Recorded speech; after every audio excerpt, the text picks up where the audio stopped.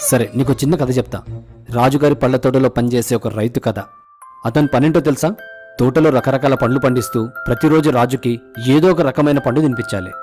ఒకరోజు రాజుగారి కోసం గ్రేప్స్ తీసుకెళ్తాడు. ఆ రోజేమో రాజుగారి మూడు అస్సలు బాగుండదు. అదే మూడ్లో గ్రేప్స్ తినడం స్టార్ట్ చేస్తాడు. అవేమో పిచ్చ పుల్ల ఉంటాయి. ఇంకా కోపంలో ఒక గ్రేప్ తింటాడు, ఒకటి రైతు మొహాన్ కేసి కొడతాడు. ఒకటి తింటాడు, ఒకటి మొహాన్ కేసి కొడతాడు. అలా గ్రేప్ మొహాన్కి తగిలిన ప్రతిసారి థ్యాంక్ యూ దేవుడా, నా మీద దయ చూపినందుకు అన్న రైతు దేవుడికి దండం పెట్టుకుంటుంటాడు. అది గమనించిన రాజుకు ఆశ్చర్యం వేసి, గ్రేప్స్ని మొహాన్ కేసి కొడుతున్నా సరే నువ్వు దేవుడికి థ్యాంక్స్ చెప్పుకుంటున్నావేంటి అని ఆ రైతును అడుగుతాడు. అందుకు ఆ రైతు, మహారాజా, ఈ రోజు నా అదృష్టం చాలా బాగుంది. అదే ఒకవేళ ఆ ప్లేట్లో ఏ జామకాయ లేదా మామిడికాయ ఉంటే నా పరిస్థితి ఏంటి? మనిషికొచ్చే కష్టాలు కూడా అంతే.